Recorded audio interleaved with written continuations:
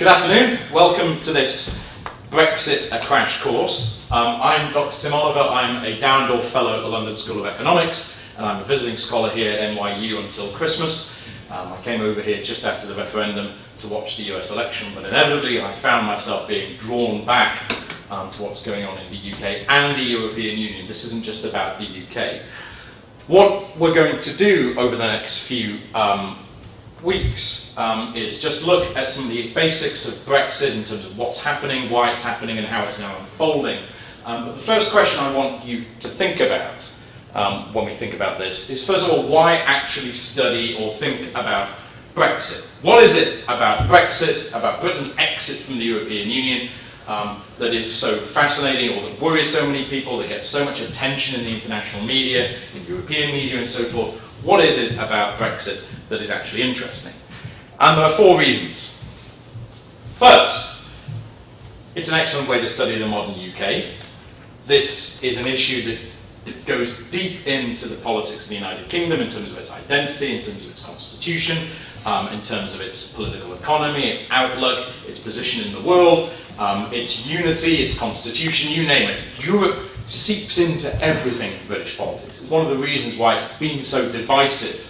Some people resent that, they resent the role of Europe, they reject that, and therefore it's been a very deeply controversial issue. So it seeps into everything.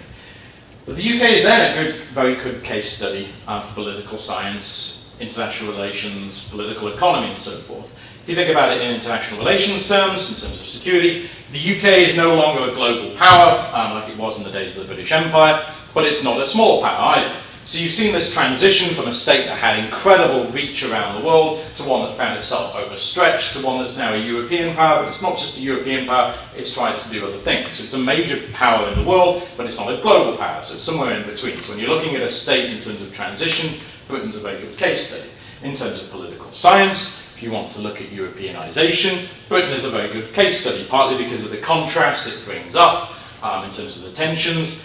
It's been a case study for how you study the Europeanisation of different policy areas. So it's actually a very good case study, and it's also a very good case study in political science, given the changes that are going on in the UK in terms of electoral systems. Britain now has a huge range of different electoral systems, and dual locks. It's become a bit of a laboratory for different electoral systems. Its constitution is in a state of flux and therefore constant change. We had our first coalition government in 2010 since the Second World War, really in peacetime in the modern era. So the UK is a very good case study for changes in the way that systems or states are run and that states evolve. But, and this is one thing that my own work has certainly been about over the past few years, Brexit is not just about the UK. It is actually arguably more so about the European Union. It tells us a lot about how the European Union is changing. Brexit is in part explained by changes in the European Union and not just the UK. Brexit is unprecedented for the European Union. It is a unique challenge. No member state has ever withdrawn from the European Union. You do have overseas territories like Greenland and Algeria and Morocco, which through Denmark and France did withdraw from the European Union, either when they became independent or negotiated a separate deal in the form of Greenland. But a member state, and a member state as big as the United Kingdom, quitting the EU is not something that's going to be casually overlooked.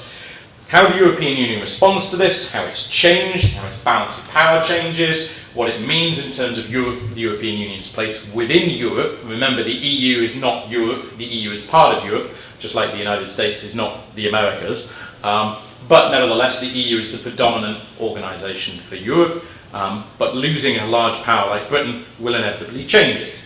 And how the EU responds to Brexit will actually define what happens to the UK. This is not really going to be about what the UK wants, it's going to be about what the European Union wants. And then finally, why study Brexit? Well, it also gives us an opportunity to test academic theories, academic analysis of the European Union, of British politics, of political economy, of international relations, of different decision-making models against an unprecedented experience for the UK, the EU, and in international relations. What, for example, will a British exit mean for lots of what are called the theories of European integration? How then, if you've got these theories of European integration, how do you explain that one of the largest member states has now decided to quit? Does that tear up all those theories, discredit them? Or does it actually just mean that actually some of them were right and that Britain's position in this is a bit of an anomaly? To understand this, what we'll do, and what I'll do, is talk to you over 3 classes in a very brief way, give you a very brief oversight of Brexit. Today, we'll do Britain and the EU a history, so we'll look back at why Britain has had an awkward relationship with the European Union, or has it had an awkward relationship? Some say it's actually been a very pro-European country. We'll look at how the European Union's evolved, how Britain's evolved with that, and so forth, and bring us up to really around 2010, 2015, and then cover in the second class why the referendum campaign happened, why one was triggered, what happened during the campaign, what happened on the day, how the British people voted in terms of age, in terms of geography, in terms of educational background, wealth, and what the outcome of that vote was in the short term, in the first few days afterwards. And then in the final class, we'll look at the future. Where does the UK-EU relationship go next? Where does the European Union go next? There are 13 negotiations now unfolding connected to Brexit, which I will discuss on the 8th of November, and I'll outline each one in terms of what they mean in the UK, what they mean for UK-EU relations, and then what they mean for the European Union itself. So, to begin with, however, before we start on the UK, we need to go back to more fundamental questions about Britain's membership of the European Union, and that is to ask the basic question of why the EU itself was actually founded. Unless we understand why the European Union was founded, we can't really understand some of the tensions that have arisen that drove the UK a few months ago to vote to leave the EU. The EU, as you might be aware, and for those of you who studied it, is one of many overlapping organisations and institutions and networks that govern the politics of Europe, whether it's the Council of Europe, the OSCE, the Organisation for Security and Cooperation in Europe, NATO, and so forth. But the EU tends to be the dominant one. It's emerged as the dominant one. So why, then, was it founded? Where does it come from? Why does it exist? Well, you can give lots of reasons. There's no one single reason as to why the EU exists, just like there's no one single reason as to why Britain quit the European Union or voted to quit the European Union a few months ago. First, you can talk about Franco-German reconciliation. The European Union or European integration has often been defined by what the French and Germans wanted. And this was reconciliation, this was what they wanted after 2 world wars, which were focused in large part around France and Germany, and an earlier war before the turn of the century between France and Germany. So France and Germany had been into conflict on several occasions. The last conflict led to a global confrontation that destroyed Europe in large parts. And Franco-German reconciliation was about coming to terms with French and German differences through an organisation such as the European Union. You can also talk about United States pressure here.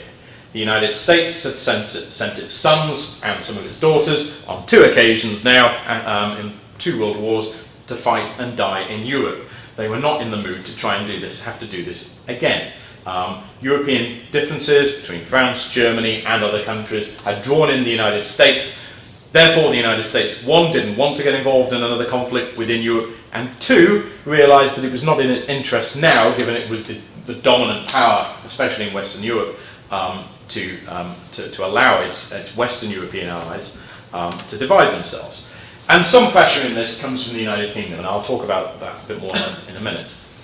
Third, the threat from the USSR at the beginning of the Cold War. Of course, Europe was divided, West Germany and East Germany. Germany was divided, Berlin was divided, and the Western European countries needed to unite and kind of coalesce around one another in order to face off the United States, not the United States, the USSR. That again came under with US pressure and funding. That required something that was deeply unsettling to many people in Western Europe, and Eastern Europe, it should be said, which was the rearming and the reintegration of Germany. Germany is the heart of Europe, economically, politically, demographically, geographically. If it's weak, then you've got a very weak centre of Europe. The mistake that was made after the end of the First World War was to punish Germany to the point at which its weakened state weakened the rest of Europe. And there was a realisation after the end of the Second World War, especially in Western Europe, that this couldn't happen again. You needed to reintegrate Germany. You needed to connect it back up with the rest of Europe.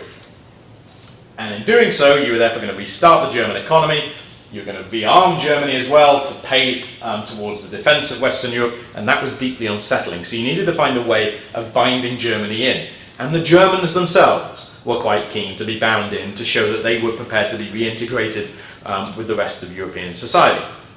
So therefore, it was a way of trying to integrate economies to prevent conflict.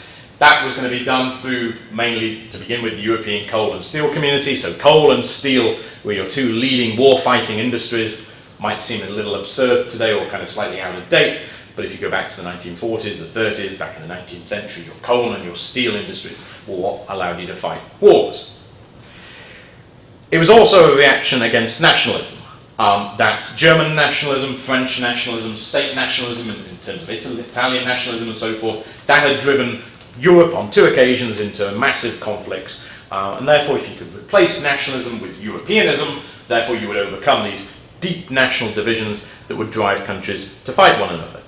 Eurosceptics disagree with this, especially in Britain. They argue it wasn't nationalism that drove European states to fight one another, it was their inability to become democratic states. That if Germany had been as mature politically in terms of its democratic and its parliamentary institutions in 1914, as mature and modern as its engineering and its sciences and philosophies and so forth, then Germany would not have gone down the path it chose in terms of picking a fight with the rest of Europe.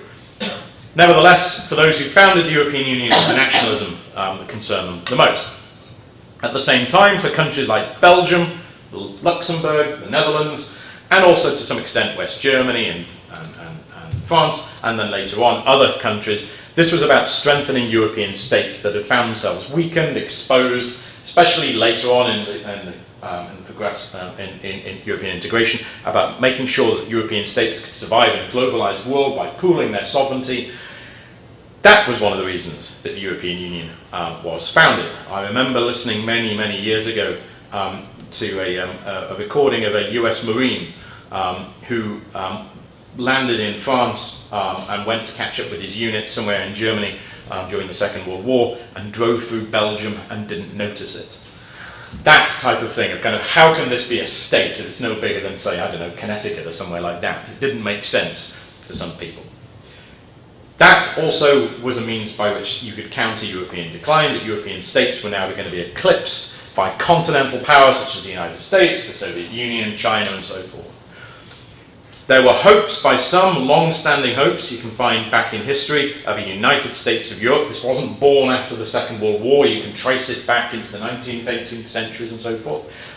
And if we want to be cynical about this, there were French hopes that they could lead whatever emerged in terms of Western European integration. So the European Union or the European Economic Community and so forth, from someone like de Gaulle's position, was going to be about French leadership. This was a way of enhancing French leadership, just like it was about reintegrating Germany into the European mainstream. So that's the background to the European Union. Why then did the UK join late? Why didn't it get stuck into this right from the beginning? Now, if you ever visit the European Parliament building in, I think it's in Strasbourg rather than in Brussels, they have a Winston Churchill building, because Churchill is seen as one of the founding members or founders of the modern European Union. Because back in 1946, in September 1946, at the University of Zurich, he outlined and talked about a United States of Europe and how important this was as a way of rebuilding Europe and strengthening Europe in the Cold War era, or at least in what was emerging as the Cold War era. This was 1946. Note for a moment, he spoke at the University of Zurich in Switzerland, and Switzerland is still not in the European Union, but let's put that to one side for a moment. There was Churchill, 1946, encouraging the rest of Europe, or Europe, to merge and to create a United States of Europe.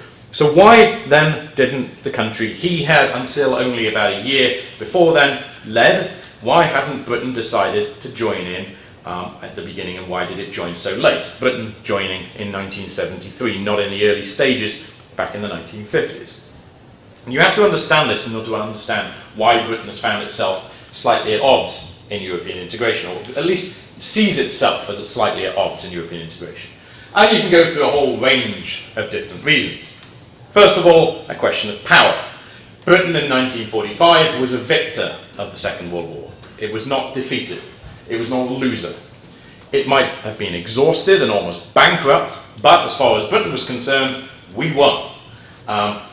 Okay, every kind of victor of the Second World War, the United States, the Soviet Union, Britain and so forth, tends to think it won the war on its own. Of course, it was a bit of a combined effort, but nevertheless, Britain, especially in the British narrative of the Second World War, it had won the Second World War. It had been on the winning side, even if it was exhausted. The Empire still gave Britain a huge amount of power around the world. If you looked at the world in 1945, there were several world powers: the United States, the Soviet Union, Britain, and then maybe countries like France. The experience of the Second World War had taught Britain that committing to the rest of Europe was a bad idea. Look at it from the perspective of strategic decision makers in London in 1945.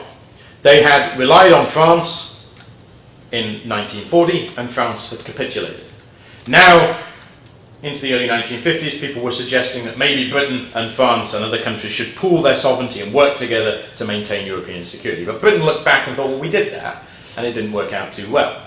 And it wasn't the first time. Britain had, on a large number of occasions, such as the First World War, and before that, even going back to the Napoleonic Wars, you could argue, and even further back, had often drawn on support from the outside of Europe.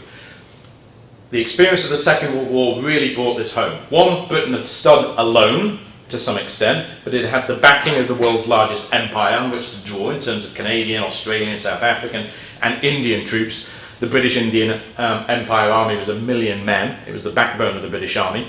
A lot of Britons are still quite surprised at how many Indians and Canadians and Australians died fighting in Europe in the First and Second World Wars. But that empire allowed Britain to draw on a huge amount of resources in order to bolster its position within Europe. So you didn't have to depend upon the rest of Europe to do this. And of course, the other great power upon which Britain had often drawn was the United States, in terms of making sure America was somehow drawn into European politics, and therefore Britain didn't have to rely upon working with other countries in Europe. So from Britain's perspective in 1945 or the early 1950s, it didn't make sense to now commit to working with other European powers, given that this had just been they'd just gone through a conflict which had reinforced that idea that Britain could stand apart. And if you think about it, even now, you find in the debate in Britain, among some Eurosceptics, that Britain is the last hope. That in leaving the European Union, Britain can show a way forward, away from a stagnant European Union, just as in 1940, 1941, Britain had stood alone as the last beacon of democracy and liberalism in Europe. And if it hadn't been for Britain, Europe would have descended into a complete dark age of Nazi tyranny. Churchill spoke, therefore, and this is an idea that has resonated down the years, down the decades, of Britain at the centre of three circles, three overlapping circles, which explain British foreign policy and Britain's position in the world. One was its relationship with Europe. Later on, that also became a commitment through NATO, but also just a commitment to a relationship with Europe. Secondly, with the United States, in terms of transatlantic relations. And then third, the Empire and the Commonwealth. The Commonwealth is what the Empire became as it dissolved. Those three circles, those three kind of legs, were what founded British power.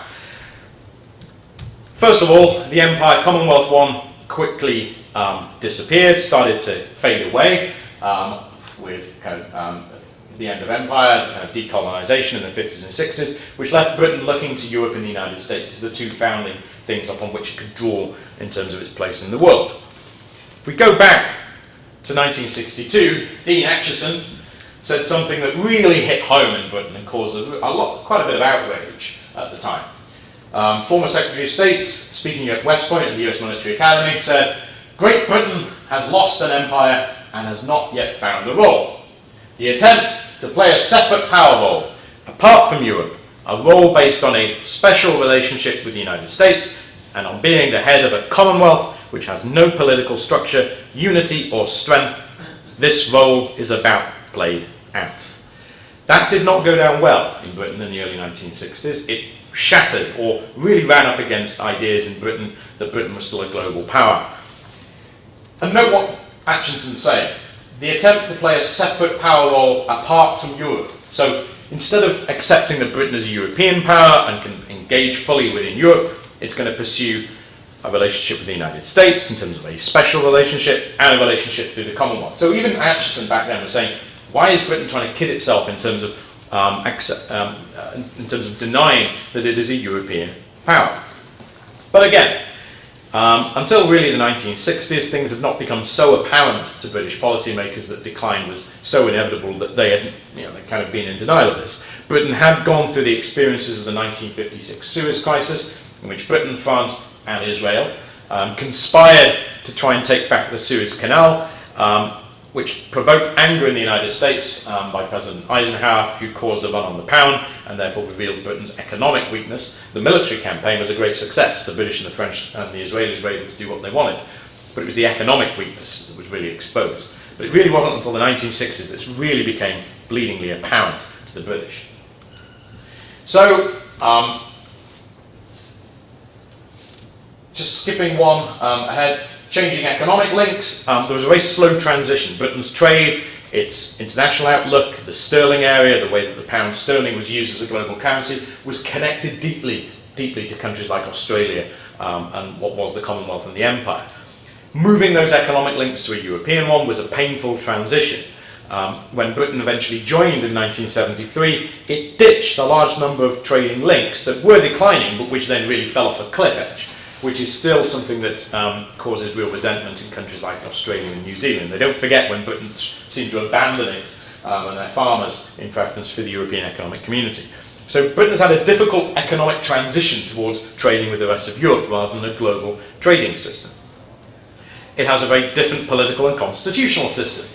The idea of a European Commission in which you have non-elected political appointees having quite considerable political power really doesn't go down well in the British system of kind of neutral civil servants. Britain has a majoritarian system of government where the winner takes all in Westminster, not a consensus system of government. Britain doesn't have a codified constitution. Something I know fascinates people here in the United States, but Britain has kind of made up its constitution as it's gone along. If something doesn't work, we just kind of make up a new convention. Things change day by day, but the British Constitution is pretty much what we make of it on the day. That clashes with the European Union, where there's always been an attempt to try and codify things, to try and put things in treaty form, and the British don't quite understand this. They think, well, can't we just be pragmatic and just get around this by pretending that we're doing something else? So the political and constitutional systems have clashed. There are very different cultural links.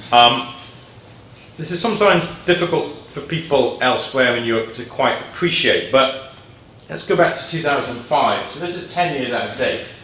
A think tank by the name of, I think it was the IPPR, did what was called a Brits Abroad study, to try and work out where Brits in 2005 were around the world. So where British citizens, not people who could claim a British passport, but where people who were British citizens who lived outside the UK for more than 6 months were resident. And this is one of those maps where everything is skewed to show what you're measuring the most. So as you can see, where are Brits found in the world?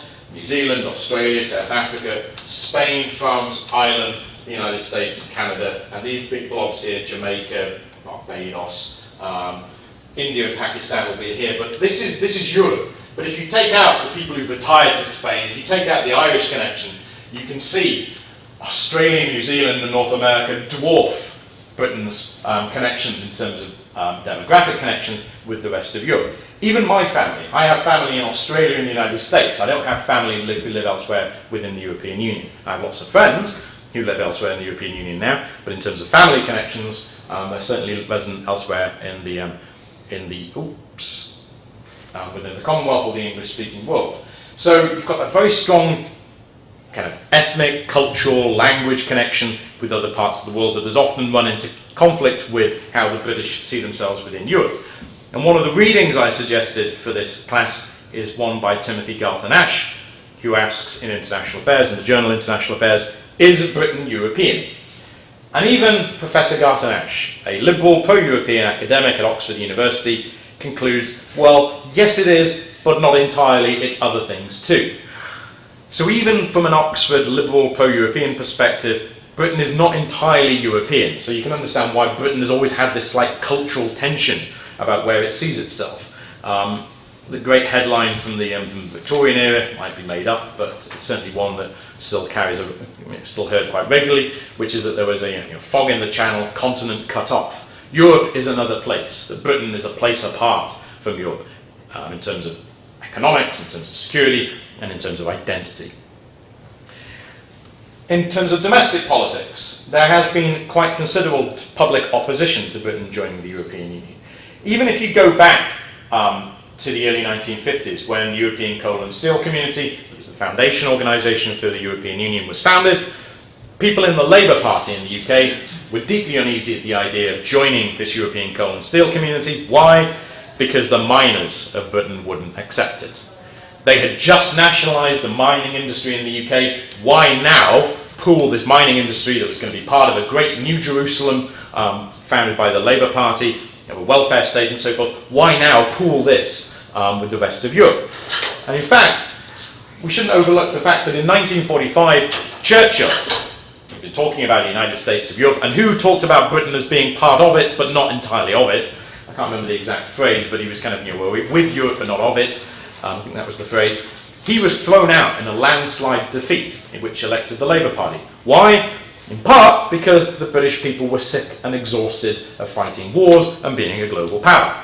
Why then now commit to European integration when you're actually too busy trying to build the modern welfare state, the National Health Service, and nationalise mining industry and so forth? So even then, if you go back on the left in terms of kind of public opinion, there was deep unease at joining with the rest of the European Union.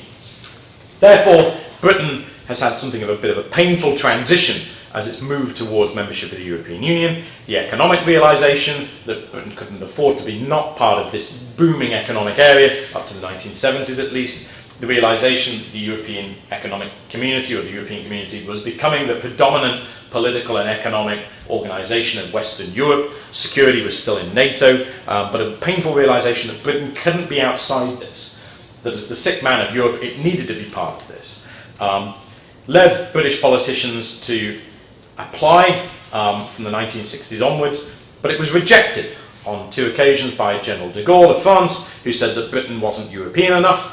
Although again, you can say, be very cynical about this, he realised that Britain would challenge French leadership of Europe, and he didn't want that. It wasn't in France's national interest. But nevertheless, that he opposed Britain's membership on the basis that he didn't think Britain was European enough is quite telling. That was something that certainly resonated with a lot of people's views within the United Kingdom.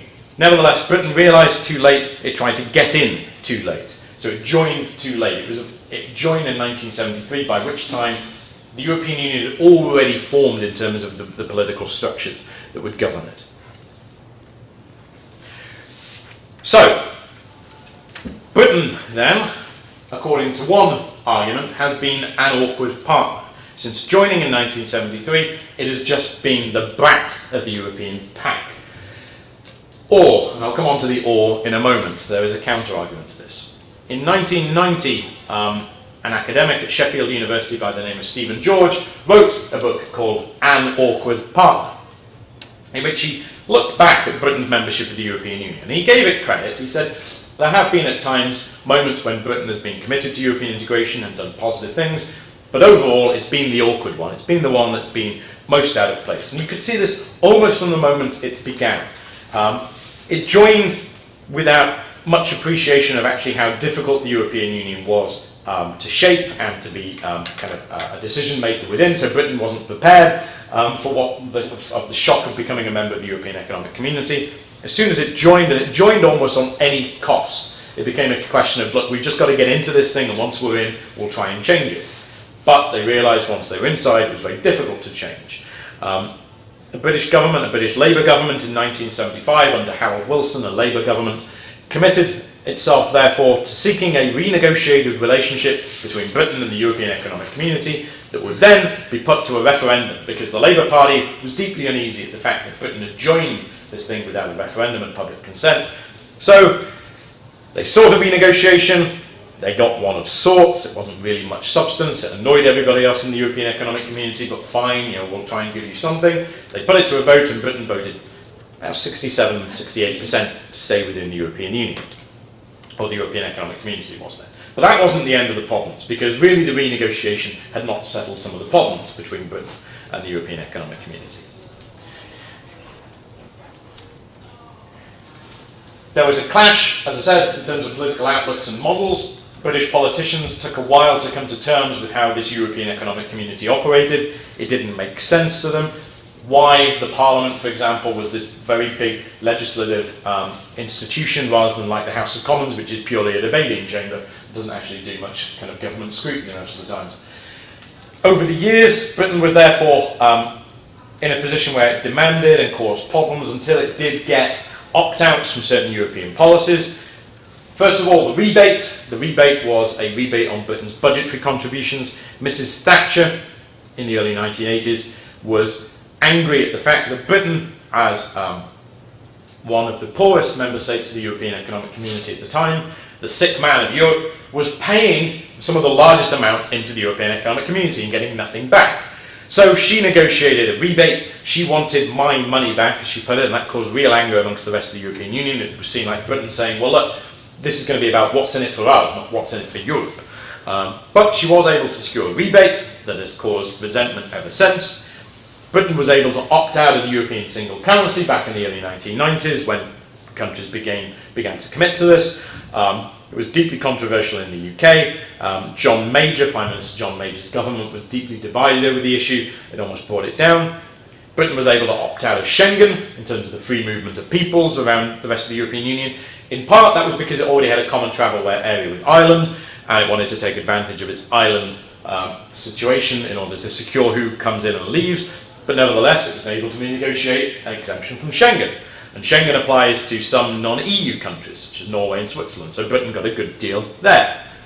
It gets to opt out, or pick and choose, on some areas of Justice and Home Affairs cooperation. It got an opt-out from the Charter of Fundamental Rights, which is kind of an attempt by the EU to create a Bill of Rights. It disagreed and had the word federal removed from the Maastricht Treaty, because the word federal in Britain, thanks to the connection with the idea of creating a federal Europe, has now become connected to the idea of centralisation. Here in the United States or in Germany, that sounds absurd. The idea of federal means that states have control, that you kind of devolve power. But in Britain, the word federal has become caught up in the idea of a centralised European superstate. So the British government demanded the removal of the word federal from the Maastricht Treaty. Okay, fine, if that's what it takes, so the rest of the EU did that. And then a few years ago, David Cameron demanded, as part of the renegotiation, things such as the removal of the term ever closer union, which is the founding idea, or one of the founding ideas of the European Union. So he demanded and got, to some extent, an exemption from ever closer union, for what that's worth. So Britain seems to just get what it wants all the time. It's had difficult domestic politics that have poisoned its relations with Europe. Britain, like the United States, is blessed and cursed, shall we say, by having the English language. Everybody can hear what we're saying, but we can't really follow what the rest of the European Union or the rest of the world is following. So everybody can hear it when Britain has spats and fights about European politics and commitments to European integration. And the European issue has deeply divided British politics. It's divided parties, and it has destroyed, or really been the bane of most British Prime Ministers since 1973, and arguably even before that in terms of what they wanted Britain to do. So it's destroyed Prime Ministers. It destroyed David Cameron. And the referendum has basically left him as one of the most discredited Prime Ministers in British history, despite winning 2 general elections of sorts. It destroyed Margaret Thatcher. It brought her down. It destroyed John Major's government from 1990 to 1997. It plagued his government. It left it really looking completely incompetent and divided. It strained the Blair-Brown relationship between Tony Blair and Gordon Brown. The collapse of the Eurozone, or the near collapse of the Eurozone as part of the global financial crisis, plagued Gordon Brown's time in office. You go back to Harold Wilson in the 1970s, who was the Prime Minister who called a referendum in 1975. He did that to try and manage tensions within the Labour Party, but by doing it, all he did was bring the tensions out into the open, which led in the early 1980s to the Labour Party splitting. So it destroyed, or at least it weakened the Labour Party for a generation. It weakened the Conservatives for a generation. It has even, to some extent, kind of weakened the Liberal Democrats and other parties in Britain. So it's always plagued British political leaders. So it's been a horrible debate within the United Kingdom about European politics, so it's always appeared awkward. The media is incredibly hostile a lot of the time. The public debate tends to be quite Eurosceptic. It's also awkward because it's an awkward country that can't be ignored. If Slovenia or Luxembourg says no, well, okay, it matters if you need consensus, but really, it's a small country. If a large member state like Britain says no, that is a significant problem for policy making within the European Union. And Britain has been willing to say no on more than one occasion. Not just with regard to these opt-outs, but in lots of policy areas. Britain's often been the one who's been willing to stand up and oppose or reject and block and delay and question. And then finally, there is the question of Britain's commitment to the United States, the Atlanticism in British foreign policy and British outlook. People have called the United Kingdom the 51st state, a US kind of an unsinkable US aircraft carrier off the coast of Europe, or an American Trojan horse designed to get inside the European Union and undermine it from within. And to some extent, you can kind of see the point sometimes. When Britain has sided with the United States on occasions such as the Iraq War, that has caused real divisions within the European Union. So Britain has always appeared to put Atlanticism, a commitment to the United States, and to NATO above any commitment to the European Union. However, there's another side to the story, and we can see it to some extent through a speech Mrs. Thatcher gave in 1988 at the College of Europe called the Bruges Speech. Now, this speech was interpreted in the UK at the time, and quite widely, as a Eurosceptic attack on the European Union. Mrs. Thatcher said something along the lines of, very famously, that we have not rolled back the frontiers of the state in the United Kingdom only to see them reimposed at a European level. She was reacting in a hostile way against the attempts by the European Union to take on more social and economic policy, and therefore run up against the kind of the Thatcherite agenda that she'd been able to enforce within the United Kingdom and let loose. And that therefore she was reacting against this European attempt to become a state and impose certain social and environmental and economic regulations upon the free market, liberalised United Kingdom. And to some extent, Thatcherism in the UK, like Reaganomics, was seen as a transatlantic thing.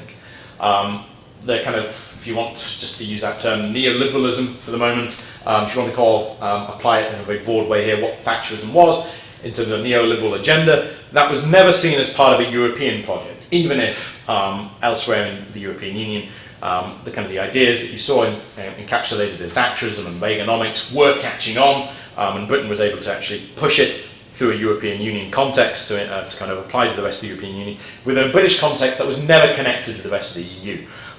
It was always seen as a very British-American thing, rather than a kind of a very European one. But Mrs. Thatcher's speech can be interpreted in a very different way. Mrs. Thatcher here, back in 1975, campaigning for Britain's continued membership in the referendum that was held that year for Britain to remain a member of the European Economic Community, was committed to Britain remaining in the European Union. She never walked away, she never tried to veto, she always stayed and negotiated and fought hard to get Britain what she wanted. Therefore, Britain has actually been a very quiet European, and even Mrs. Thatcher was a very influential European, which I'll come back to in a moment. So why is Britain a quiet European, not an awkward partner? Well, first of all, don't confuse popularity with effectiveness. You can be deeply unpopular, but still incredibly effective in private. Yes, Britain has deeply divisive political arguments in the UK about its membership of the European Union, but does that affect, at the end of the day, what Britain gets done in the corridors of Brussels and the decision-making rooms in Brussels and elsewhere around the European Union? So don't confuse popularity with effectiveness. Secondly, Britain had to overcome, and did overcome, a lot of EU stubbornness, or stubbornness from other states that weren't prepared to take Britain seriously at the beginning. And this certainly applied to Mrs. Thatcher.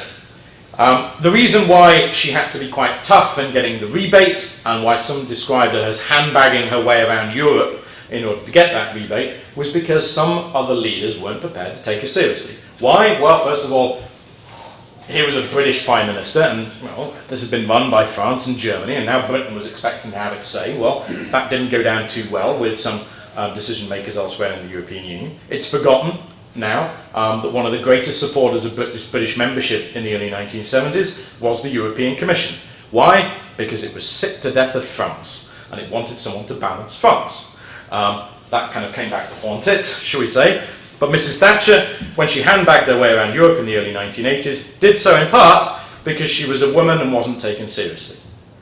Don't ever overlook that. She really had to stand up to some of the other male European leaders who didn't take her seriously. So part of that stubbornness, part of that forthrightness came from the fact that there was sexism and an unwillingness to take Britain's position seriously.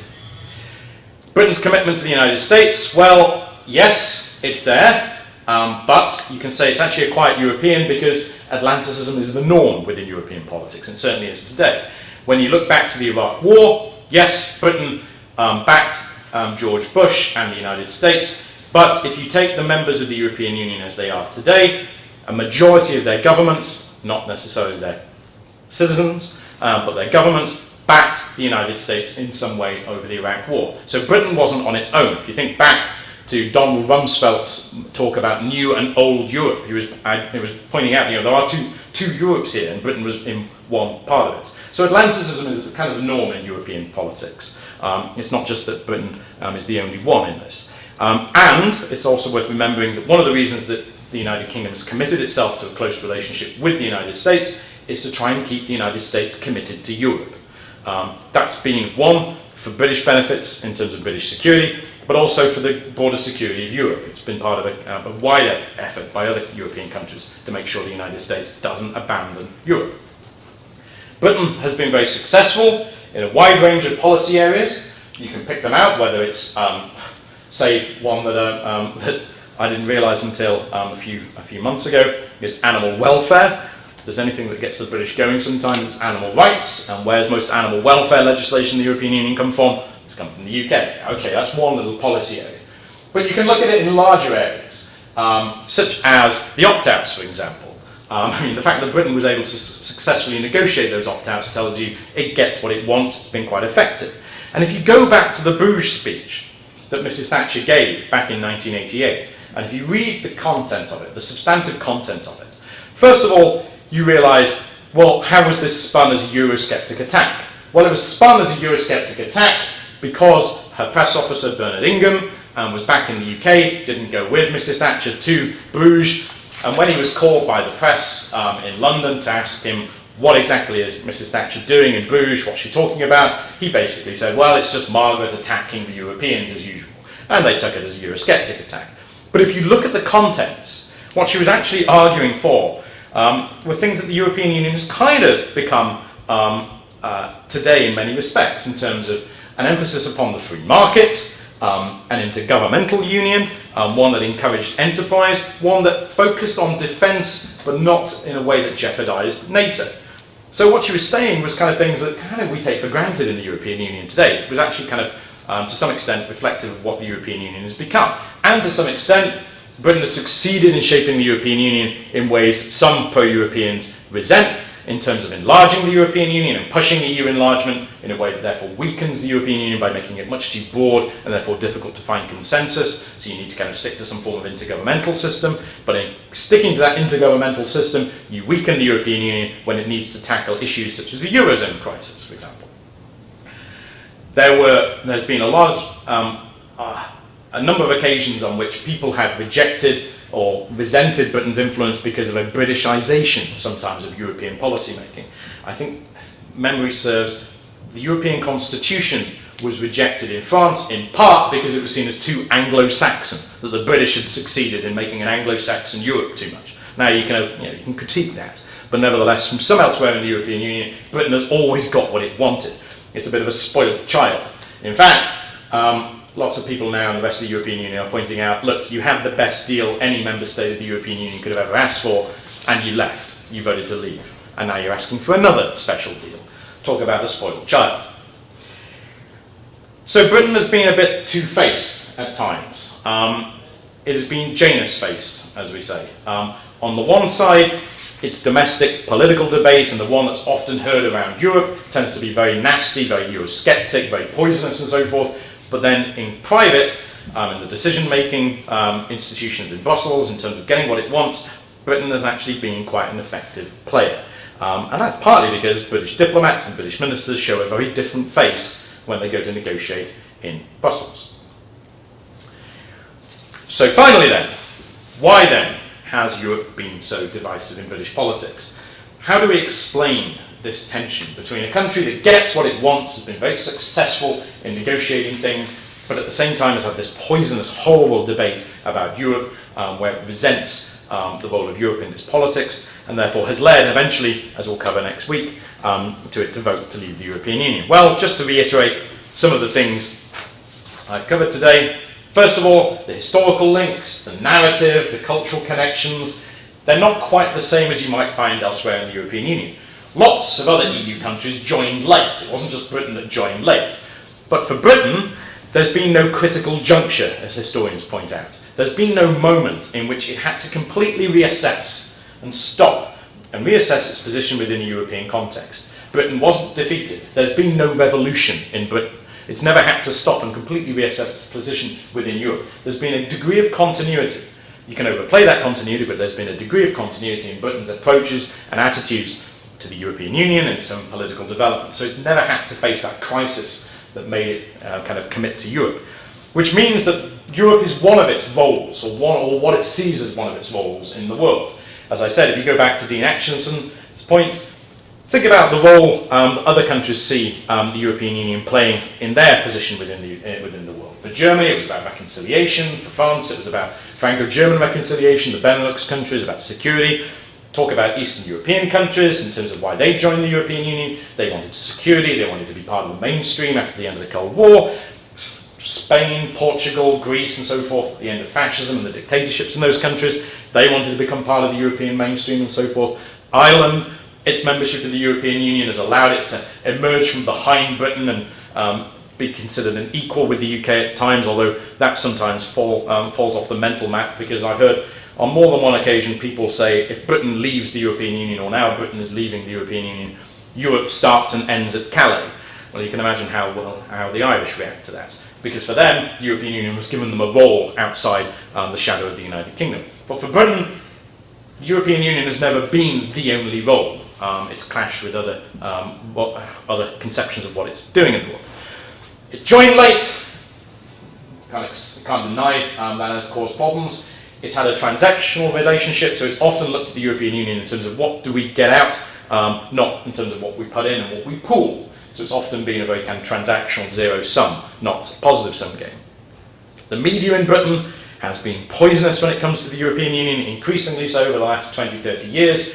If you study or measure European coverage of, British media coverage of the European Union and British politics, the majority tends to be neutral, it tends to be factual, reporting of what's happened within the European Union. That's like most media. But then you've got this very big chunk of Eurosceptic hostile attacks on the European Union. Okay, there's nothing inherently wrong with questioning the European Union, attacking it and so forth, but that's never been balanced by anything equal at the other end. The pro-European, the more positive, the less sceptical coverage in the media has been quite tiny and slim, so it's often been weighed down at the Eurosceptic end. So the media in Britain has often been far more Eurosceptic than it has elsewhere in the European Union. The public has rarely been engaged in this. British politicians have wanted to avoid raising these cultural and identity questions with the British people about connections with Europe. As I said earlier, and as Timothy Garton-Ash asked, is Britain European? Do the British themselves, to the English, to the Welsh, to the Scots, to the Northern Irish, to the Londoners, to the Northerners, identify themselves as European? Well, we have enough debates in the United Kingdom, as I just touched on, about whether or not you're British to be getting on with at the moment. So British politicians have not wanted to engage the public in debating Europe or ever really kind of talking about it. So they've avoided the issue. British politicians and prime ministers have often given speeches in which they have committed Britain to being at the heart of Europe. It's almost the standard speech that prime ministers give. But where do they give those speeches? They give them elsewhere in Europe.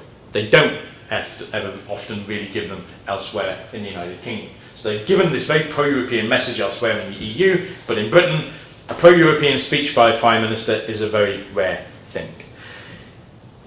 Next week, I will come back to, or in the next class, I will turn to how that, therefore, created the foundations for the vote to leave the European Union. Thank you very much.